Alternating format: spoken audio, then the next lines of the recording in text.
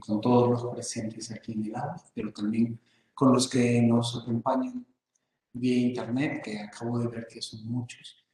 Queremos encomendar este momento al Señor, también que sea el Espíritu el que toque nuestros corazones, el que nos mueva para reconocer no solamente ahora, sino en nuestra propia vida y en cada momento a este Dios que se abaja para elevarnos, para darnos vida abundante.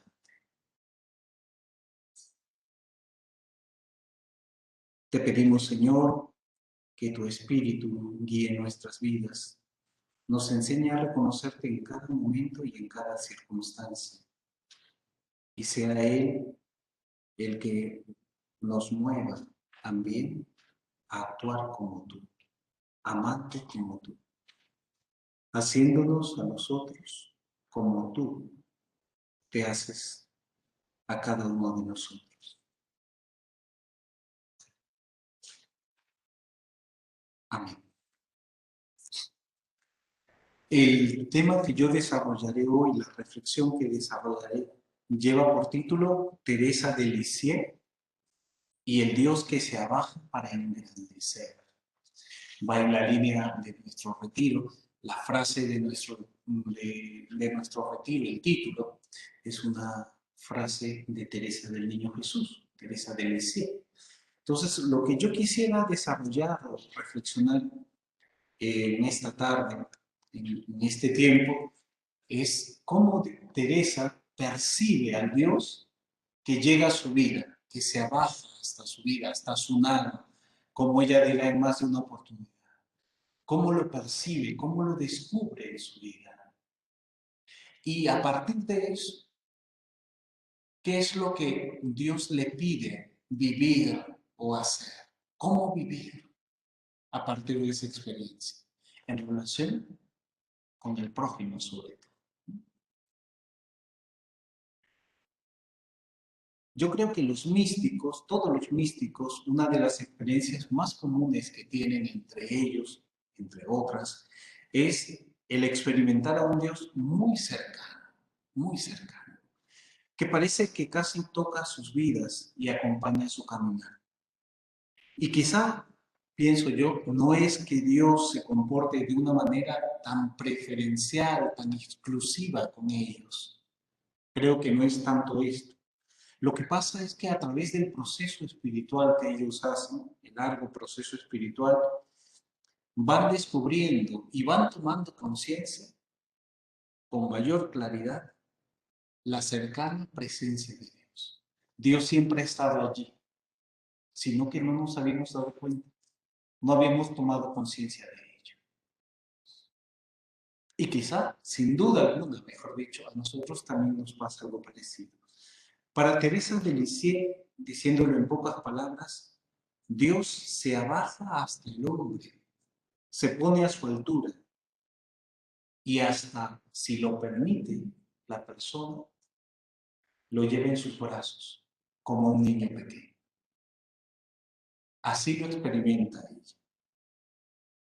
Dios siempre llama y nos invita a vivir una relación cada vez más profunda e íntima con Él.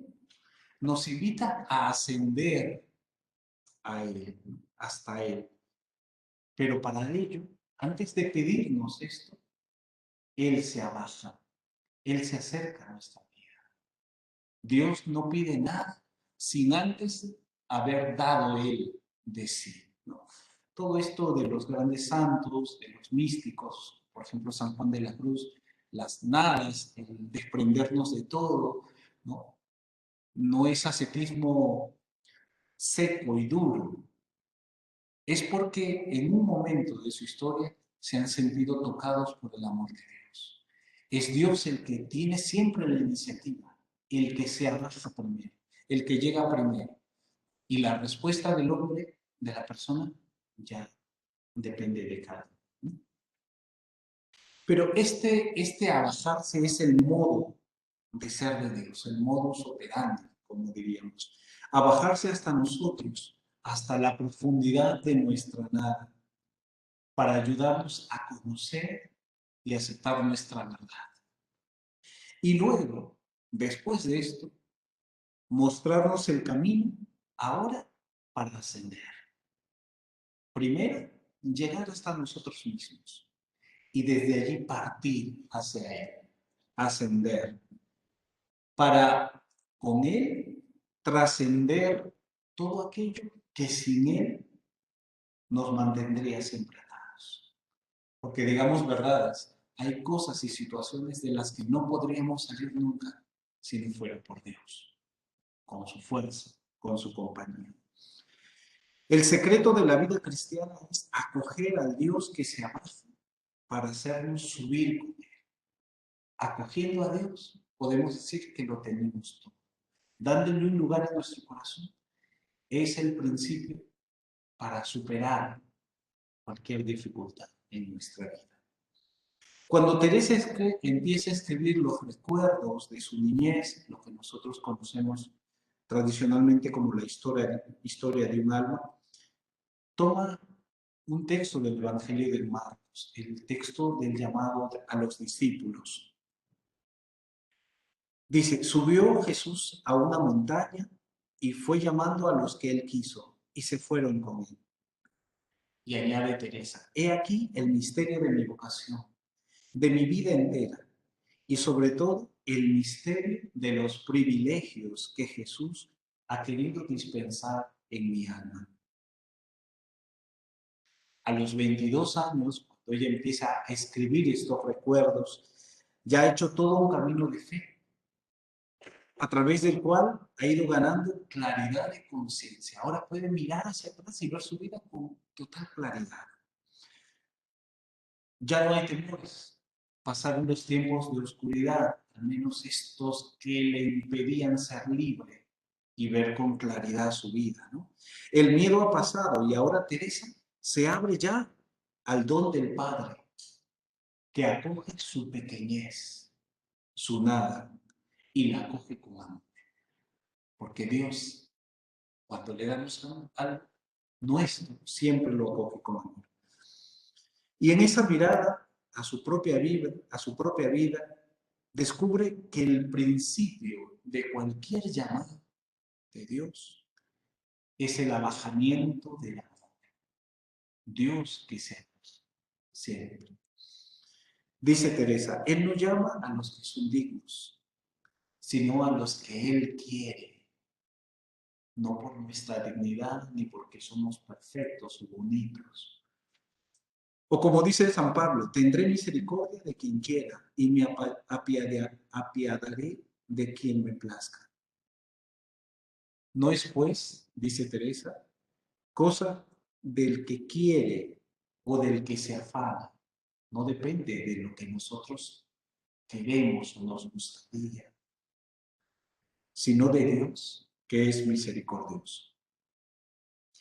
En otros términos, Teresa se da cuenta que Dios, en su amor, es generoso, de una manera infinita, infinitamente generoso. Ama porque Él es el amor. Ama porque tiene que amar. No puede ser de otra manera.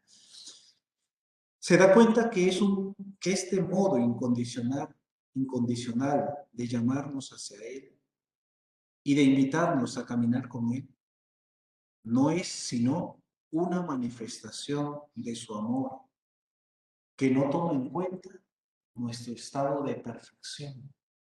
No tenemos que ser perfectos para ser llamados por Dios, ni nuestra capacidad de acoger, ni siquiera eso. Dios sabe quién ha dispuesto más su corazón para acogerlo, pero ni siquiera eso tiene en cuenta para llamar a alguien, ni siquiera eso. Él simplemente ama y su amor es incondicional, siempre es incondicional. Para Teresa, esta incondicionalidad es un abajamiento continuo. Siempre Dios se abaja, se acerca al ser humano. No deja de serlo. Es Dios quien se adapta primero a nosotros para que nosotros luego nos adaptemos a Él. Teresa de Jesús de Ávila tiene una frase muy bonita relacionada con esta idea. Ella dice, ¿Cómo le vais ganando? Se está dirigiendo al Señor. ¿Cómo le vais ganando y sufriendo? Y esperáis a que se haga a vuestra condición. Y tal de mientras le sufrís vos la vuestra, la suya, su condición. Dios es así, incondicional. Sin embargo, a muchas personas les cuesta aceptar a un Dios así. Un Dios que es para todos y llega a todos. Para algunos, Dios puede llegar a ciertos grupos y personas que tienen un modo de actuar y de vivir. Las personas que viven de una manera solamente, ¿no? En la mentalidad de estas personas es imposible que Dios pueda bajarse para llegar a todos incondicionalmente.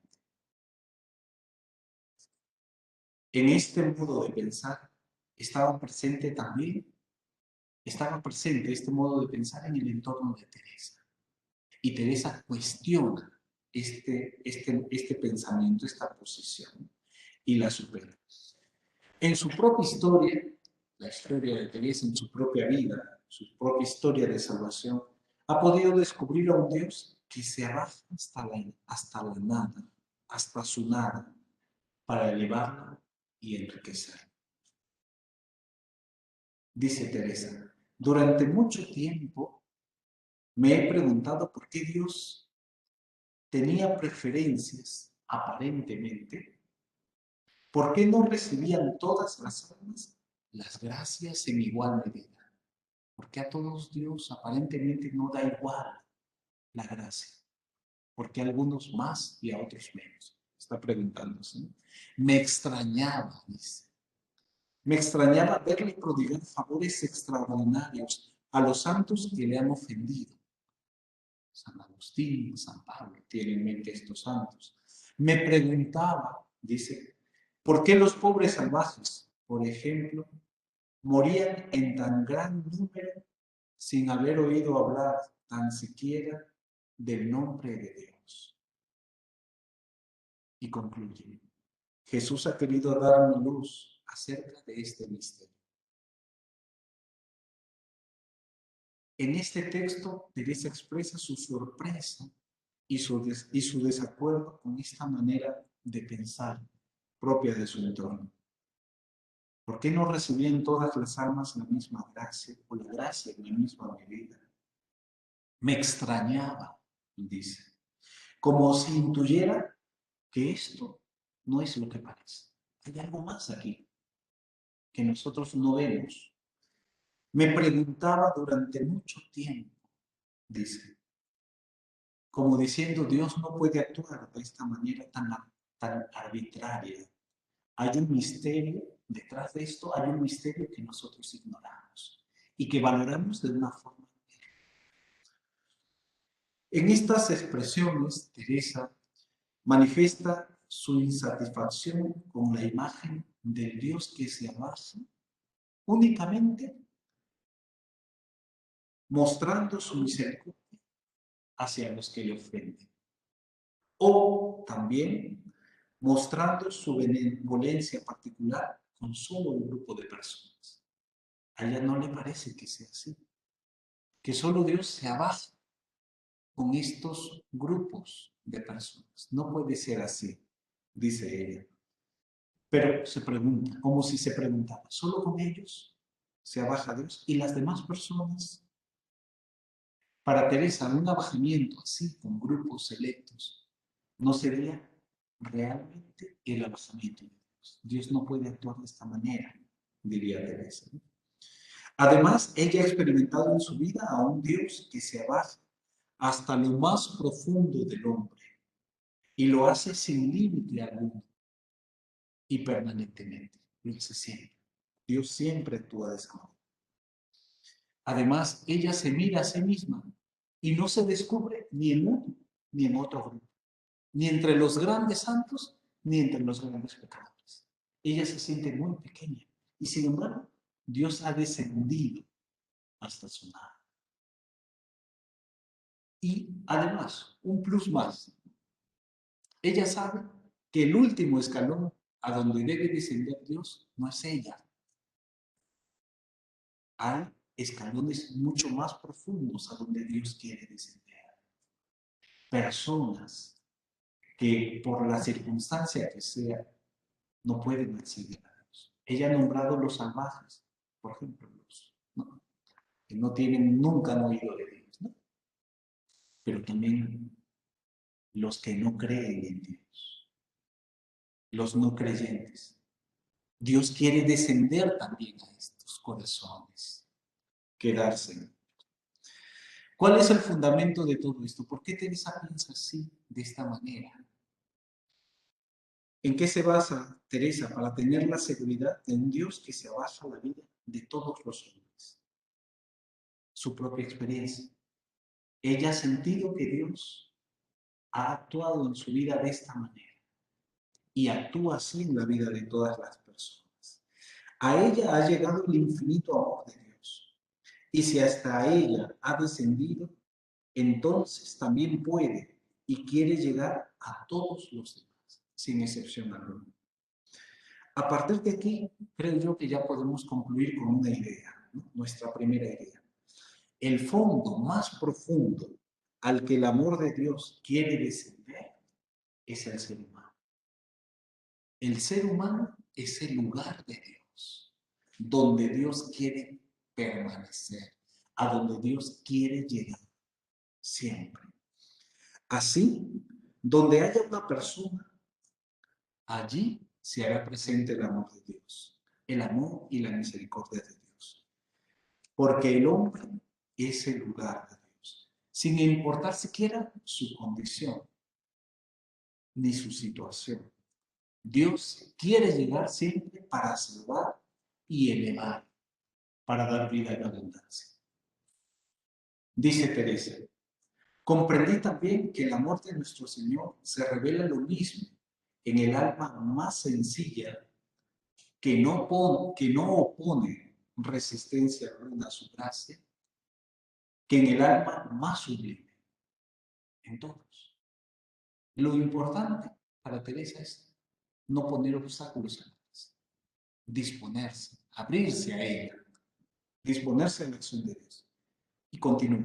Y es que siendo lo propio del amor el abajarse, el amor no se queda en las alturas, no se encierra en sí mismo.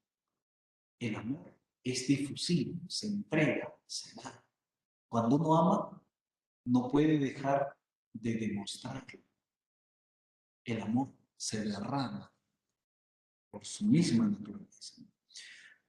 Y es que siendo lo propio del amor el abajarse, si todas las almas se parecieran a los de los santos doctores que han iluminado a la Iglesia con la luz de su doctrina, parecería que Dios no tendría que abajarse demasiado al venir a sus corazones.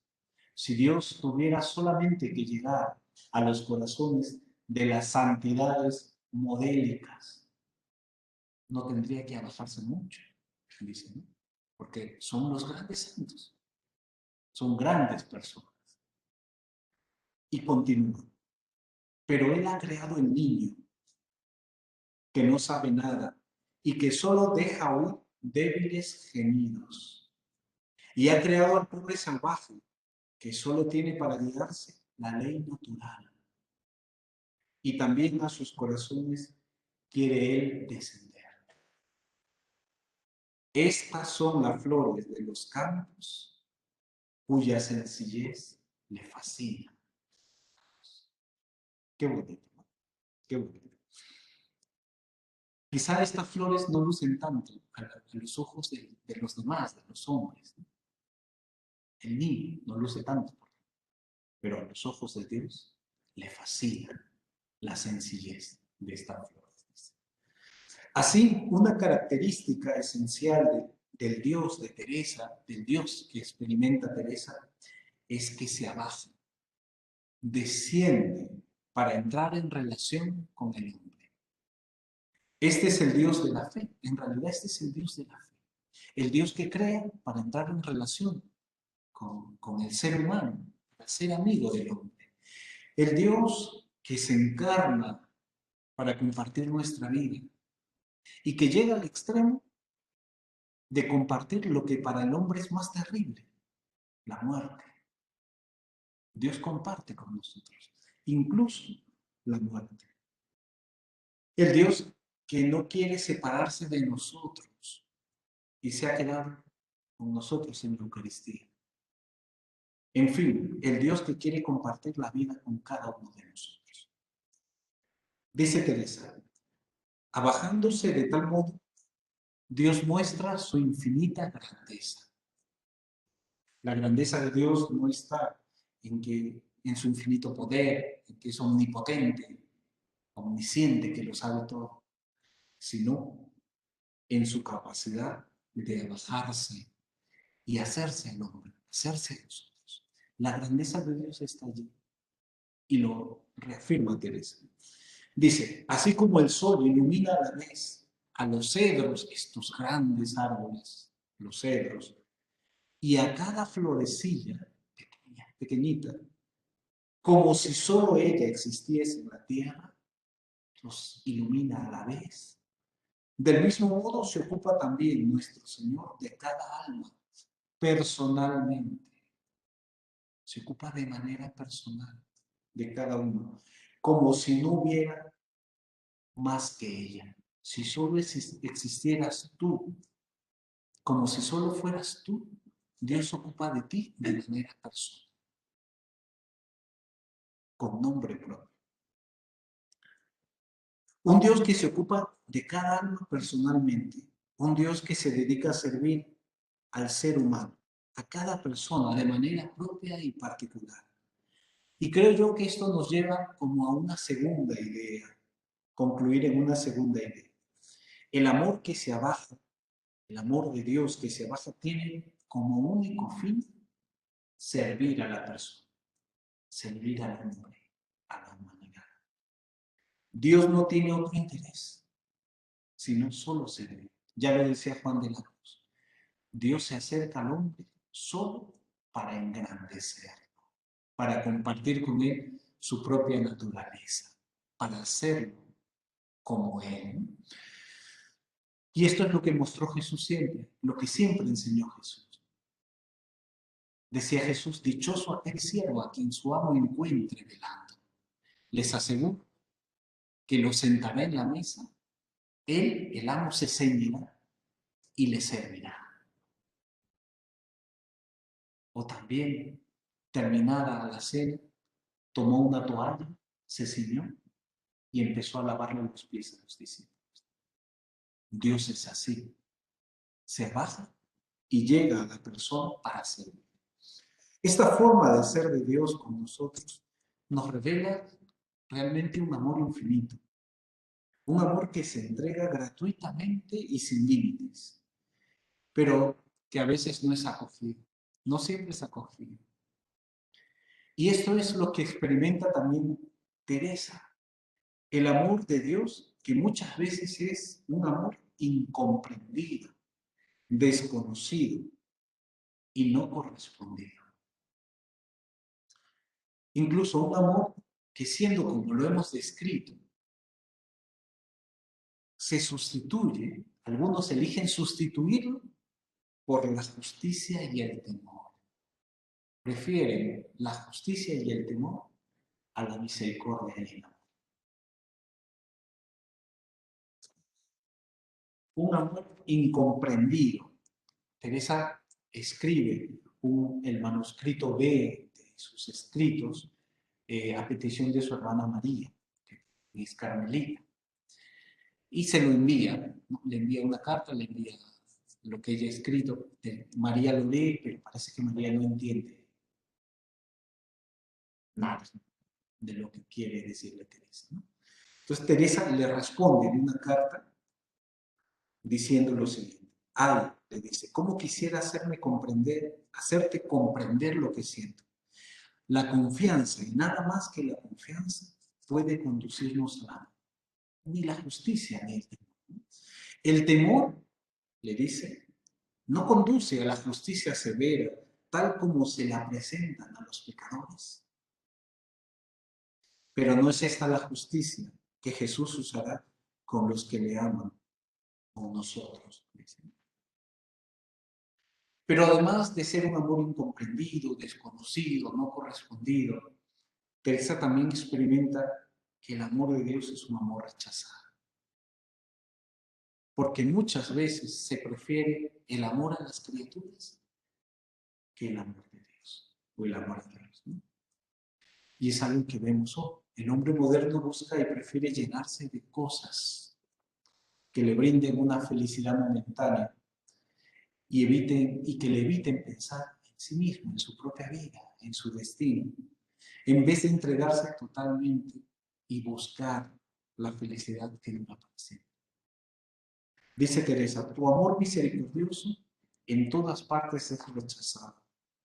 Los corazones a los que tú deseas prodigárselo se vuelven hacia las criaturas, mendigándoles a ellas con su miserable efecto la felicidad, en vez de arrojarse en tus brazos y aceptar tu amor infinito. Un amor despreciado, no valorado, silencioso, porque respeta la libertad del otro y nunca se impone. Sin embargo, para Teresa este amor despreciado, por el hecho de no ser acogido, no se convierte, no es un amor infértil. Todo lo contrario, siempre es un amor vivo, un amor que transmite vida. Solo, como decíamos hace un momento,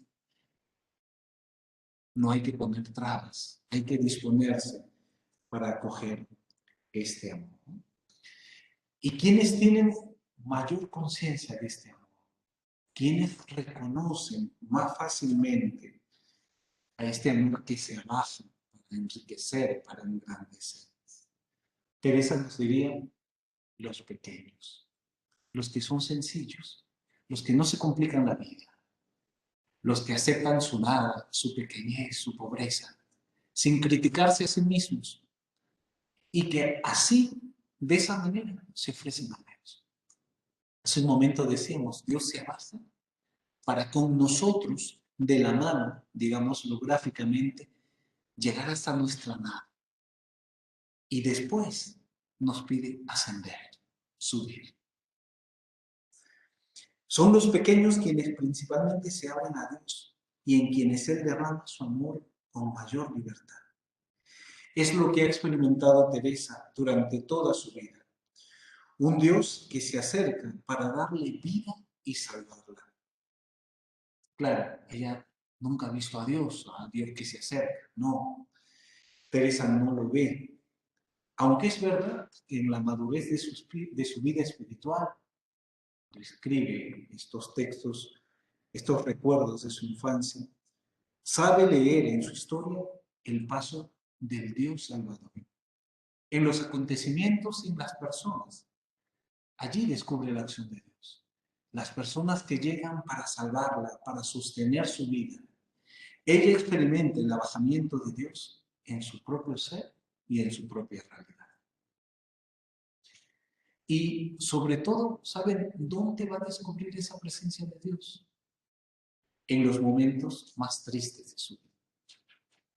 Se dará cuenta, quizá no en el momento, no viviendo la situación como nos ocurre a veces a nosotros, pero después, cuando ya libre de ataduras, mira hacia atrás, relee su historia y se da cuenta que allí, aunque ella no se dio cuenta en el momento, estuvo Dios presente, sosteniéndola a través de otra persona, muchas veces. Quisiera ahora, como en un segundo momento, enumerar algunos momentos difíciles de la vida de Teresa en los que ella descubre que Dios es su presente, que Dios llegó a ella. Sí, es verdad, a través de otras personas. Pero sin duda, si no hubieran llegado estas personas, su situación hubiera sido muy trágica, muy difícil, muy complicada.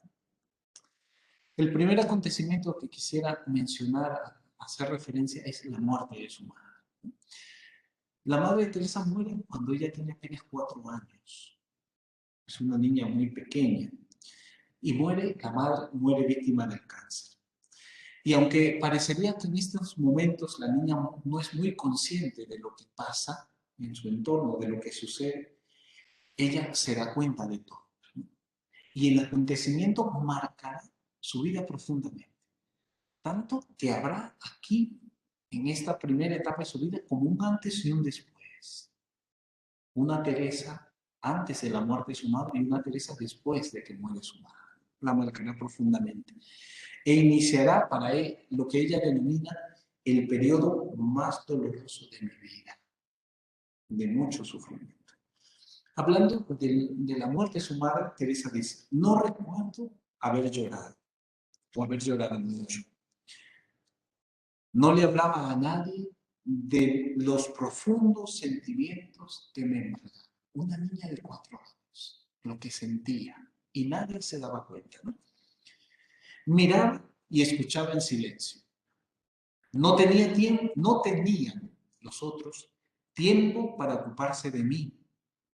Así que vi muchas cosas que hubieran querido ocultarme. Se daba cuenta de lo que ocurría. En un determinado momento me encontré frente a la tapa del ataúd de su madre. Estuve un largo tiempo contemplándola. Nunca había visto ninguna. Sin embargo, comprendía. Esta niña de 4 años. Lo escribe mucho después, pero recuerda lo que vivió en ese momento. ¿Cómo se revela Dios en este contexto, en este acontecimiento difícil que marcará su vida, como hemos dicho? Dios llega a través de una persona, de su hermana Paulina. Paulina se convertirá en su nueva madre. Y será Paulina la que le ayude a sobrevivir a las dificultades que ella experimentará en esta etapa de su vida. Un segundo momento. Yo le he denominado sus años en la abadía.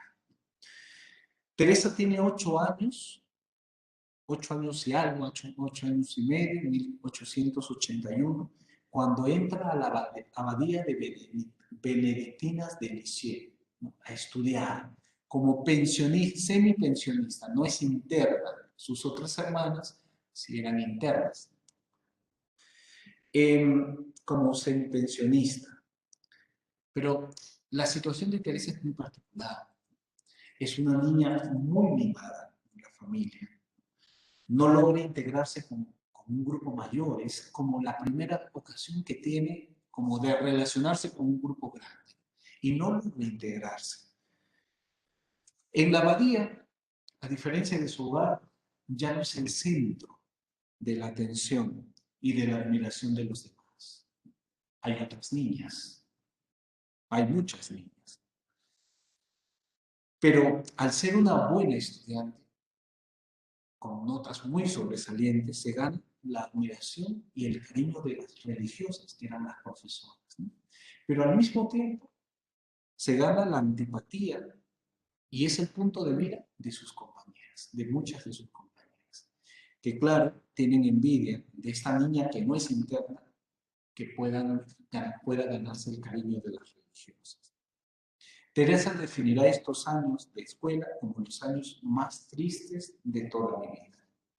Y dice, refiriéndose a sí misma, la pobre florecilla había sido acostumbrada a hundir sus frágiles raíces en una tierra selecta, hecha expresamente para ella, se está refiriendo a hogar.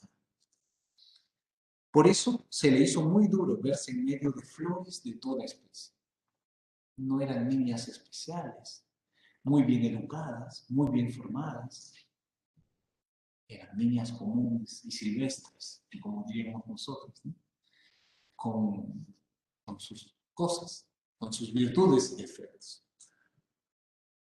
¿Por qué este choque tan fuerte? ¿Por qué vive esta situación del colegio, diríamos hoy, de manera tan dolorosa, tan fuerte? Teresa es una niña muy frágil y no nos referimos solo a su salud, que era de salud muy frágil también, sino humanamente. No estaba acostumbrada a tratar con todo tipo de personas, solo con su círculo familiar más cercano. Incluso con la familia más cercana a ellos, sus tíos, le costaba tratar. Su ambiente familiar era sumamente protegido y no le habían permitido desarrollar las herramientas sociales para entrar en relación con otros niños de su edad. Es una niña insegura, incluso con otros familiares, pues le cuesta relacionarse, le cuesta socializar, no sabe jugar como los demás niños de su edad. Sus formas de divertirse parecen juegos de adultos. Era demasiado dependiente de todo, en todo dependía de sus hermanos. Solo para ilustrar esto último que acabo de decir, a los 14 años, Teresa no hace su cama. Nosotros en el país diríamos no tiende la cama, no hace la cama, se la hace su hermano. En ese tiempo ya Celina. A esa edad no sabe peinarse, arreglarse el cabello, la tiene que peinarse. ¿No? O sea, es una niña dependiente totalmente, claro, y enfrentarse a un mundo real le choca muchísimo, choca mucho. Decíamos que sus pequeños éxitos académicos trajeron la envidia de algunas de sus compañeras. Y es verdad, ella sufre por todo eso.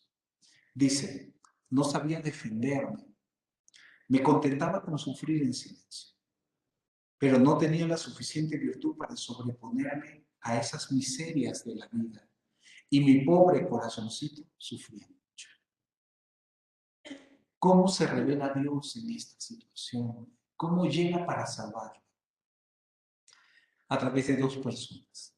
De Celina, su hermana inmediatamente mayor, que estudia también en la abadía y que para ella es un consuelo, al menos verla de vez en cuando, porque era de otra clase, de otro curso, ¿no?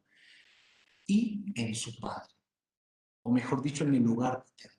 Ella es semipensionista, no vive, no está interna, entonces vuelve todas las tardes, al acabar la clase, vuelve al hogar, ¿no? Dice Teresa, si no hubiera tenido a mi lado a mi querida Celina, no habría aguantado allí ni un mes sin caer enferma.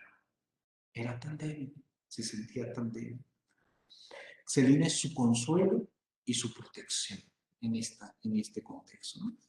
Y sobre el hogar paterno, volver a la casa paterna cada día, dice, gracias a Dios, todas las tardes volví al hogar paterno.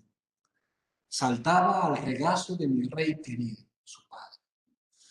Buena necesidad tenía la pobre niña, se refiere a sí misma, de estas alegrías de la familia. Sin ellas, la vida del internado habría sido demasiado dura para ella. Se sentía así. Tercer punto, su enfermedad. Teresa estaba mucho tiempo enferma, pero sobre todo las continuas rupturas, vive continuas rupturas en su vida que la marcan, ¿no? Hemos hecho referencia a la muerte de su madre, pero también para ella es como una ruptura tener que ir a la abadía. Para nosotros suena como algo, pues, no tendría por qué ocasionar tanto dolor, pero para ella sí, lo vivía como una tragedia real. Pero también el tercer acontecimiento que podemos mencionar que va a marcar su vida es la entrada de su hermana Paulina, quien ella había tomado como segunda madre, su entrada al Carmelo. Teresa siente que ya pierde totalmente a Paulina, ¿no? La pierde, ya no tiene esos momentos de intimidad con ella, ya no. Aunque va al locutorio a visitarla, ya le dejan 2 minutos al final y solo para despedirse. Entonces sufre esto. Son rupturas. Es como si Paulina, su segunda madre, también hubiera muerto para ella. Ya no la tiene. No tiene acceso a ella. ¿Qué pasa? Se enferma, empieza con dolores de cabeza, temblores, debilidad. Teresa misma, al releer su historia, reconoce que esta enfermedad, que el sufrimiento mina su vida, la desgasta y que llega un momento en que ya no puede soportar más. Dice, es asombroso ver cómo se desarrolló mi espíritu en medio del sufrimiento. se desarrolló de tal manera que no tardé en caer enfermo. Claro, y si sana, no enferma, era una niña tan especial, podemos imaginar cómo era estando enferma. Mucho más dependiente. Ella misma reconoce que María, su otra hermana, que la cuidaba durante la enfermedad, llegaban momentos en que tenía que estar junto a ella siempre. Y cuando se movía un momento lloraba y la hacía llamar, la hacía traer y quería que estuviera allí. Y en relación a esto, dice Teresa, verdaderamente se necesitaba mucho amor para no huir de mí, por cómo era, por complicada que era. Llegó al extremo que pensó que nadie la podía amar, de que no había salida para ella en esta situación. Toda la naturaleza se vestía de flores, respiraba alegría. Solo la florecilla languidecía y parecía marchita para siempre, dice de sí misma. ¿Qué sucede aquí? ¿Cómo viene Dios a salvarnos aquí en este momento, de esta situación? Teresa perdió a su madre Celia, ha perdido a Paulina, a su segunda madre. ¿Qué le queda? Volverse solo hacia la única madre que sabe que no la abandona, hacia María, hacia la Virgen María. Dice ella, no hallando ayuda humana en la tierra, la pobre Teresita se había vuelto también hacia su madre del cielo, suplicándole de todo corazón que tuviese por fin piedad de ella. Hay varios detalles en esta curación a los que no voy a hacer referencia, ¿no? Pero resumiendo, llega un momento de crisis muy intensa. Ella entra como en un momento de crisis en el que mira a la Virgen, la imagen de la Virgen que está en su habitación, y ella ve que la Virgen le sonríe. Y ella se siente curada. Dice, en aquel momento todas mis penas se disiparon. 2 gruesas lágrimas brotaron de mis párpados y se deslizaron silenciosamente por mis mejillas, pero eran lágrimas de pura alegría. En esta situación difícil de la enfermedad, Dios llega, Dios se baja hasta Teresa a través de la sonrisa de María y con ella le da la salvación, la cura. Un último momento en que Teresa descubre que Dios se pasa. Y quizás es el momento central de la manifestación de Dios en su vida, porque marcará este momento un antes y un después en su vida. Y este momento es lo que ella llama la gracia de Navidad, en la Navidad de 1886. Teresa, dentro de poco, va a cumplir ya 14 años, pero como decía hace un momento, sigue siendo una niña. Una niña insufrible, dependiente en todo de los demás, egocéntrica y replegada en sí misma, y sobre todo, extremadamente sensible. Todo le afectaba. Lloraba por todo. Si ella misma lo dice con otras palabras, si quería hacer algo bueno, arreglar esta mesa, pongamos, para agradar a su hermana o por hacer algo, tenían que hacer algo, pues si su hermana faltaba algo o no lo veía muy bien, pues lloraba, lloraba y siempre lloraba. Bueno, llega así a este momento. Debido a mi extremada sensibilidad, dice, era verdaderamente insoportable. Si, por ejemplo, sucedía que hacía sufrir involuntariamente un poquito a un ser querido, en vez de sobreponerme y no llorar, lloraba como una Magdalena, lo cual aumentaba mi falta en lugar de atenuarla. Y cuando comenzaba a consolarme de lo sucedido, lloraba por haber llorado. Todos los razonamientos, ella, que no debo ser así, ¿no? O sus hermanas, la familia que decía, bueno, no, pero tienes que... Todos los razonamientos eran inútiles y no lograba corregirme de tan feo defecto, dice ella. ¿Qué sucede en la noche de Navidad? El texto es muy bonito, pero no lo voy a leer, solo una parte leeré más adelante, pero voy a decirlo así como en resumen. La noche de Navidad, 24 de diciembre, la misa de medianoche, va el padre con las hijas, ¿no? Celina y Teresa, vuelven a casa, y claro, Celina quería agradar a Teresa, que era la menor, ¿no? Entonces, mantiene una tradición que ellos han llevado desde que Teresa era niña, que era colocar los zapatos en la chimenea y sacar desde allí los regalos, ¿no? Entonces era la tradición y Celina quería mantener esas alegrías para Teresa, ¿no? Pero Teresa dice, pero Jesús quería hacerme ver que era ya hora de que me librase de los defectos de la niñez, por lo que va a ocurrir, ¿no? Llegan de la misa, el padre cansado llega y ve los zapatos en la chimenea. Teresa está contenta, está subiendo la escalera para dejar su sombrero, dice, y escucha que el padre dice una frase que la traspasa profundamente, que traspasa su corazón. El padre dice, bueno, menos mal que este es el último año.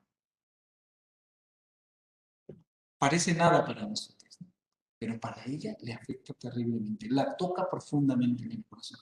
Pero este es el momento de gracia, que ella sabe acoger y asumir en su propia vida. Dice, leamos esto que es muy bonito. Yo estaba subiendo las escaleras, dice. Celina, el padre ya ha hablado, ¿no? Celina, que conocía mi sensibilidad y veía brillar las lágrimas en mis ojos, sintió también ganas de llorar, pues me quería mucho y se hacía cargo de mi pena. No bajes, Teresa, me dijo. Sufrirás demasiado al mirar así de golpe dentro de tus zapatos. Pero Teresa ya no era la misma, dice ella. Jesús había cambiado su corazón. Reprimiendo las lágrimas, bajé rápidamente la escalera y conteniendo los latidos del corazón, cogí los zapatos y poniéndolos delante de papá, fui sacando alegremente todos los regalos con el aire feliz de una reina. Papá reía, recobrado ya su buen humor, y Celina creía estar soñando. Felizmente era una hermosa realidad. Teresita había vuelto a encontrar la fortaleza de ánimo que había perdido a los 4 años con la muerte de su madre. Y la conservaría ya para siempre. Será el cambio allí. Algo que parece insignificante para que veamos cómo actúa la gracia de Dios cuando se sabe acoger desde el corazón y uno personaliza, hace suya la gracia de Dios. ¿Cómo interpreta Teresa este hecho? Dios ha actuado en su vida para sacarla de los pañales y las imperfecciones de la infancia. Dice ella, era necesario que Dios hiciera un pequeño milagro para hacerme crecer en un momento. Y ese milagro lo hizo el día inolvidable de la Navidad. Y dirá más adelante, lo que yo no había conseguido en 10 años, Dios lo hará en un momento, en solo un momento, porque Dios es así, cuando nos dispone. Otro punto, ¿cómo interpreta Teresa este acontecimiento? Paradójicamente, este don se le concede la noche en que Jesús se hace débil. Jesús se hace débil y ella se hace fuerte, ¿no? Dice ella, en esta noche luminosa que esclarece las delicias de la Trinidad, Jesús, el dulce niño recién nacido, cambió la noche de mi alma en torrentes de luz. En esta noche en la que Él se hizo débil y doliente por mi amor, me hizo a mí fuerte y valerosa. Este admirable intercambio del que hablan los padres de la iglesia, este trueque que se da entre el hombre y Dios del que habla Juan de la Cruz. Esto es lo que ocurre aquí en la vida de Teresa, ¿no? Si Dios se abaja, lo volvemos a repetir, repetimos esta idea que ya hemos señalado. Si Dios se abaja, es siempre para elevar, para engrandecer. El fruto del abajamiento de Dios es el elevarnos, el crecer. Si la sonrisa de la Virgen provocó la curación de su extraña enfermedad, la sonrisa del niño Jesús provocará en Teresa una curación total, fortaleciéndola para vivir la misión que le encomienda justamente a partir de esta experiencia. Ella va a reconocer que tiene una misión. Celina le invitaba a bajar. No bajes, Teresa, le decía, a no afrontar el momento, a mantenerse en la infancia. Teresa recibió la fuerza para bajar la escalera. Como Zaqueo, la fuerza para bajar del árbol y acoger a Jesús en su corazón. Y de esta manera afrontar su verdad, su realidad y superarla. De su decisión, como Zaqueo, surge el cambio. A partir de esta decisión se da el cambio. Este es el modo de actuar de Dios. Así actúa Dios siempre. Se abaja para fortalecer, pero cada uno tiene que dar el paso.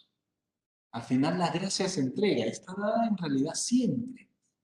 Nosotros tenemos que dar el paso, poner en acto esta fuerza que recibimos de Dios para que se obre la transformación. Es la gracia de Dios, pero también nuestra decisión de hacerla nuestra y dejarla actuar en nosotros. ¿Qué sucede a partir de este momento en la vida de Teresa? Ella reconocerá tres nuevas realidades. Las voy a resumir un poco para pasar a un punto final, a otro momento final. La primera, dice ella, ya no conocí la derrota en ningún combate. Fue fuerte siempre. Las luchas ya no la derrumbaron. Es lo que en ella sucedió en esta experiencia, lo que Teresa denomina la determinada determinación. Tomó la decisión de caminar sin dar vuelta atrás. Dice ella, me revistió de sus armas, Jesús, ¿no? Y desde aquella noche bendita ya no conocí la derrota en ningún combate, sino que al contrario, fui de victoria en victoria y comencé, por así decirlo, una carrera de gigantes. Crecer, a crecer, ir adelante sin detenerse. Ahora ella es la protagonista de su propia vida. Su vida está en sus manos. Ni Paulina, ni Celina, ni su padre son los que mandan en su vida. Ella es. La primera victoria que consiguió, dice ella, se secó la fuente de mis lágrimas. Recuerdan, antes lloraba por todo. ¿No? Ahora dice ella, ya no. Ahora rara vez. Y hasta parece que con esfuerzo lloré. Ya no. Y la tercera nueva realidad, salir de la niñez. Por fin consiguió salir de la niñez. Fue el 25 de diciembre de 1886 cuando recibí la gracia de salir de la niñez. En una palabra, la gracia de mi total conversión. Voy a saltar algunas ideas para pasar al punto final. Ya se nos ha ido el tiempo. ¿Qué descubre Teresa a partir de esta experiencia? Que tiene una misión. Ella dirá en un momento de sus escritos que ha descubierto que su vocación es el amor. Y el amor es Dios. Dios es amor. ¿Y cómo ama a Dios? Según hemos ido señalando antes. Ama abajándose. Entonces, si Teresa quiere vivir el amor plenamente, tiene que aprender a bajarse como Dios. Tiene que ser como Dios, actuar como Dios en su vida. Por eso, para ella, el amar implica bajarse. Y lo demostrará en su vida. Quiero, de manera un poco más resumida, mencionar algunos puntos en donde Teresa vive este amor así, abajándose. y sobre todo el descubrir cómo se ha de vivir la caridad en la vida práctica, cómo debo vivir el amor en mi día a día. Yo creo que estas ideas, estos puntos, bien podrían como ayudarnos a nosotros, ¿no? Dice, lo primero que ella descubre de la caridad, del verdadero amor, es que viene de Dios. Dios es la fuente del amor y no hay otra, ¿no? Y cuando amamos de verdad, si queremos amar de verdad, tenemos que amar desde Dios, aprender a amar desde Dios. Nosotros sabemos que hay situaciones, o hay, más concretamente, vayamos a lo concreto, hay personas a las que nos cuesta amar. Y sin embargo, a veces son personas muy cercanas a nosotros, pero nos cuesta. ¿Qué hacer? Teresa nos diría, tenemos que aprender a amar desde Dios, porque Él es la fuente del amor. Y lo veremos más adelante también como ejemplo. Dice, sí, lo sé, cuando soy caritativa, es únicamente Jesús quien actúa en mí. Cuanto más unida estoy a Él, más amo a todas mis hermanas.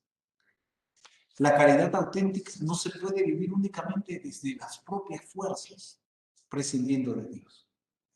El amor es un Dios que recibimos de Él y que cuando le dejamos actuar en nosotros, entonces fluye hacia los demás. Un segundo punto.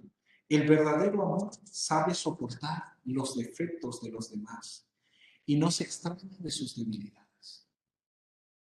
Cuando uno ama de verdad, tiene tolerancia ante los defectos de los demás. Ella dice, sí, ahora comprendo que la caridad perfecta consiste en soportar los defectos de los demás, en no extrañarse de sus debilidades, incluso en edificarse de los más pequeños actos de virtud que les veamos practicar.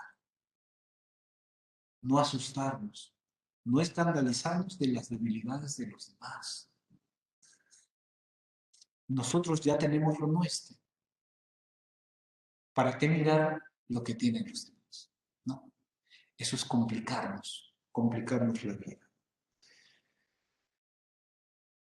Aprender a reconocer que los demás tienen virtudes, muchas veces escondidas o silenciosas. Yo diría aprender a ver más allá de lo evidente, de lo exterior, no quedarnos en lo exterior, sino ir a lo más profundo de las personas. Dice ella, cuando quiero hacer que crezca en mí ese amor, el amor del prójimo, y sobre todo cuando el demonio intenta poner ante mis ojos los defectos de tal o cual hermana que me cae menos simpática, me apresuro a buscar sus virtudes y sus buenos deseos. Pienso que si la he visto caer una vez, puede haber conseguido un gran número de victorias que oculta por humildad y que incluso lo que a mí me parece una falta puede muy bien ser, debido a la recta intención, un acto de virtud. En realidad no conocemos las intenciones de las personas. Nos es muy fácil valorar y juzgar, pero no sabemos lo que hay en el corazón, ni lo que está sucediendo en la persona, ni su conciencia. El amor verdadero se entrega no solo a los que más queremos, sino a todos. El amor no hace distinción entre personas. Así vive el amor de Dios. Nosotros debemos tender a vivir de esa manera. Dice Teresa, he observado y es muy natural que las hermanas más santas son también las más queridas. ¿Quién no quiere hablar con una persona que no se complica, que no te hace problemas, que es muy buena, ¿no? Dice, se busca su conversación, se les hacen favores sin que los pidan. Uno siempre está dispuesto para la gente buena. En una palabra, estas almas tan capaces de soportar faltas de consideración o delicadeza, se ven rodeadas del afecto de todas, está hablando de las monjas, ¿no? Por el contrario, a las almas imperfectas no se les busca. Con las personas problemáticas, mejor no relacionarnos, ¿no? Se las trata ciertamente en el convento conforme a las reglas de educación religiosa, la formalidad, el trato, ¿no? Pero por miedo a decirles alguna palabra menos delicada, se evita su compañía, la compañía de estas personas. Al decir almas imperfectas, no me refiero solamente a imperfecciones espirituales, dice, pues ni las más santas serán perfectas sino hasta el final, hasta el cielo. Dice. Quiero decir, con imperfecciones, quiero decir faltas de discreción, de educación, la susceptibilidad de ciertos caracteres, cosas que no hacen la vida muy agradable. Las personas que son así, complicadas, que nos cuesta tratar, que tienen un carácter diferente y poco agraciado, digamos. Dice ella, también estas personas necesitan recibir el amor, la caridad.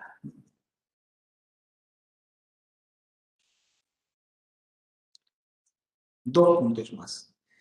El amor, dice ella, no exige nada. El amor verdadero no exige nada.